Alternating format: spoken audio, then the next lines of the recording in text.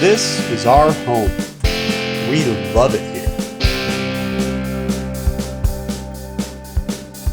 In fact, we've spent almost 10 years right down there.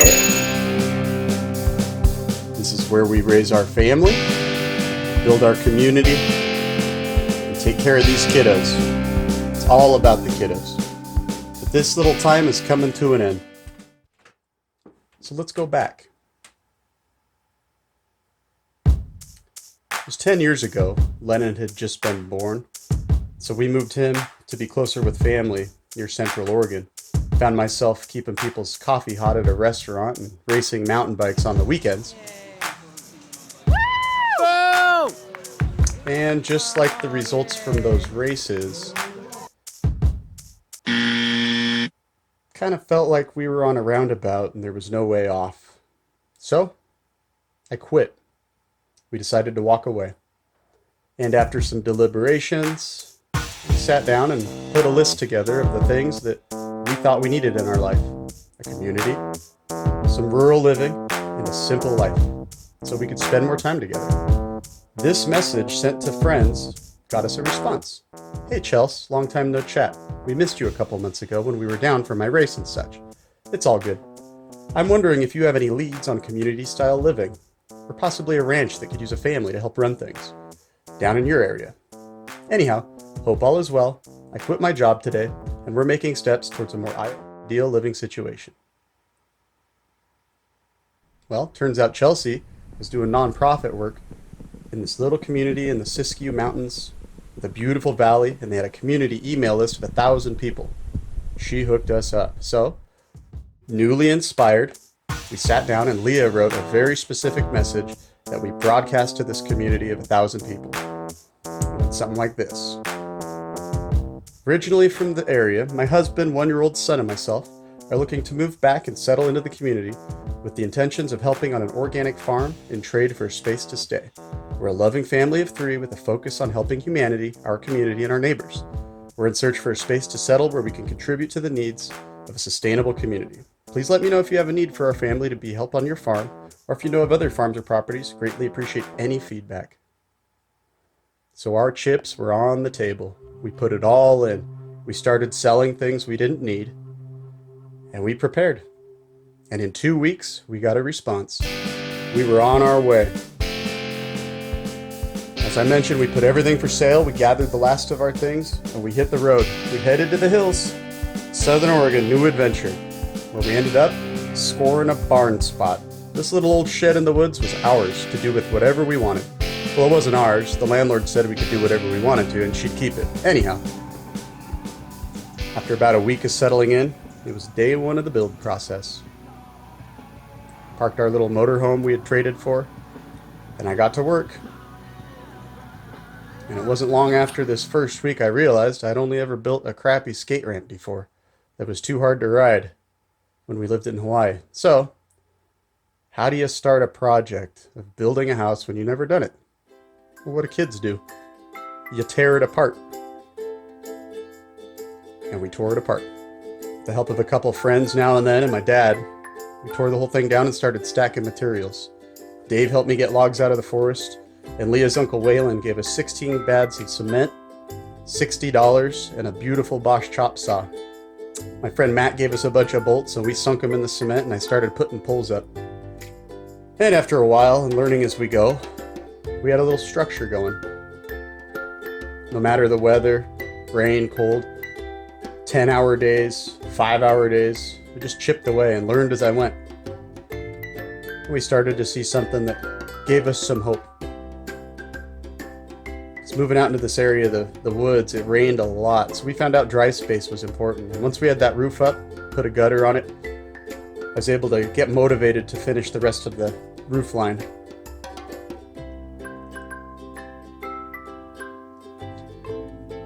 After about a year, we had the main frame up that we were able to start putting the floorboards in.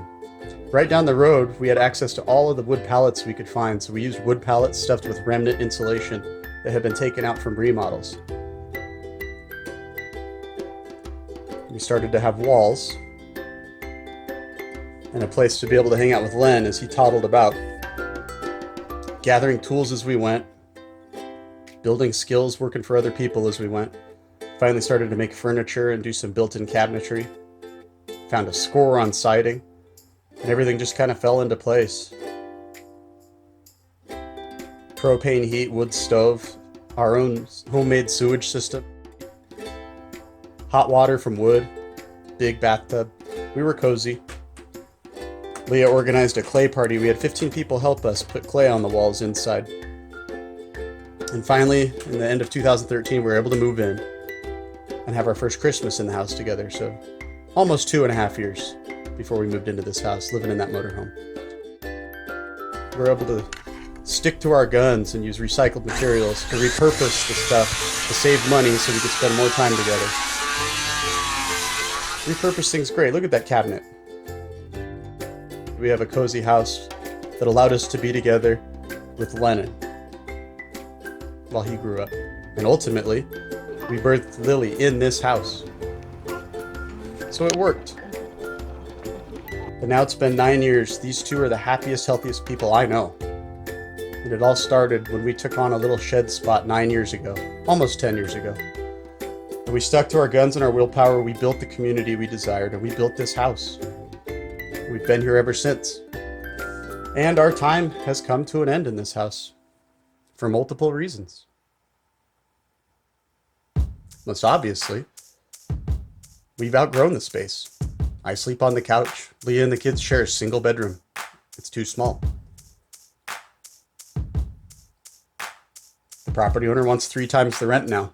March 1st, it goes up to $1,000 a month. That's the value of the property. We want to use the skills we've developed over the last 9 years, the homesteading skills, and ultimately, we've got a plan. And that plan is that we need you. That's right.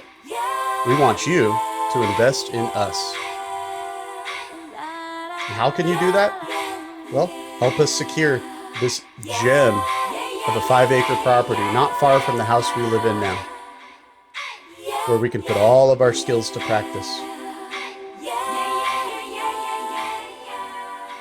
This little property just happens to back the very nonprofit that Chelsea worked at when we first found out about this place. It already has a driveway put in. We figured we'd put a little archway in place and hang some sort of a sign welcoming people to the property. Maybe like a heaven on earth.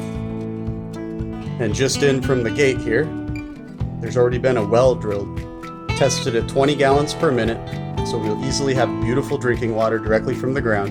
And this is where I'd put the well house, right after you come in through the gate. The well house, nice driveway, parking area for the cars you could work on as a shop. Something I've always needed in my life because I do a lot of car work.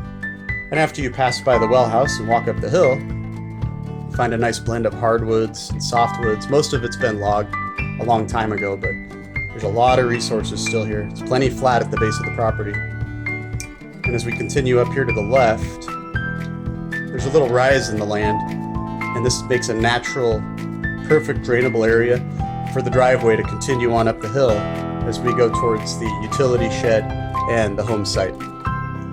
So as we walk up the hill here and break the tree line, get out into the sun, and find a nice little spot up here on the left where I figured we would go ahead and put our off-grid utility shed, where we do solar, wind generation, and a backup generator so that we can keep the property off-grid. We've done something like this before. Back when we lived in Hawaii, we were on solar and I built a generator system and we lived off-grid there. So we have experience with this.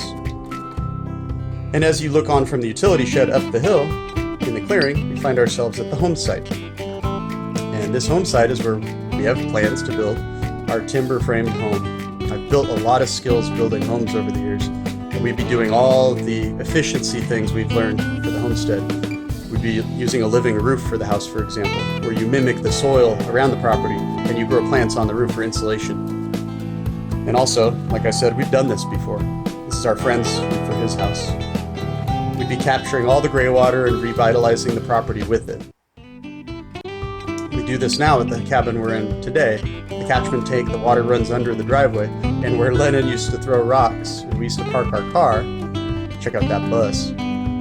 Now, it's a vibrant, soil-filled, green area, which we've added a lot of nutrition with the gray water, because the sink, the bathtub, and the washing machine, plants love that stuff. Look at this. So we'd be doing this to the entire property. There's no need to waste that water, send it into a septic. And this is the view from the home site. I mean, we'd be on a porch. We've lived in the trees for so long. To be able to see the stars, look at the sky. That's the horizon, that's where the sun would set. So back down at the bottom of the driveway, we have a little plan here, where if you head south and walk to the, continue on the flat area and head to the southern part of the property, Leah has plans to help children, to encourage gatherings and things like that. And we'd like to offer a space for people who visit to stay and be comfortable. So right here, separate from the other home site, we thought it would be an excellent place to put a guest home.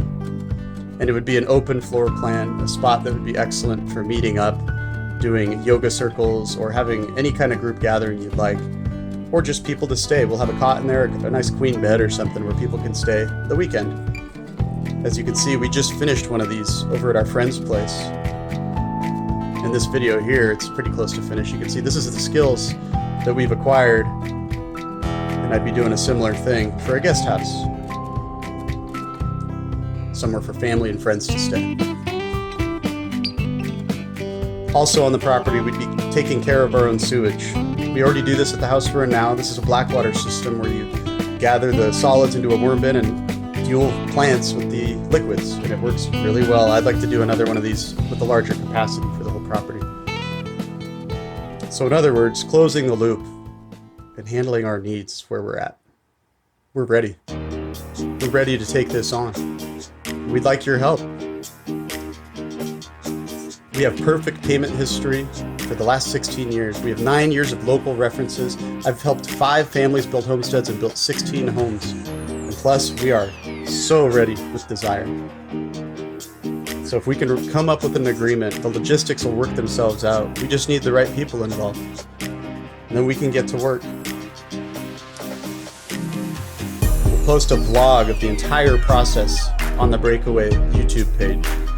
We'll take all of the skills, the roundwood carpentry, everything I've learned over the years, all the finish work and everything that I've done, and we'll do it for ourselves to educate people on how you can do this on your own. We'll listen to the land. We'll return to the earth. And above all else, we'll take care of the people we love most. Because this isn't just about us, it's about y'all too. People need inspiration. People need a place to be together, a place to feel good.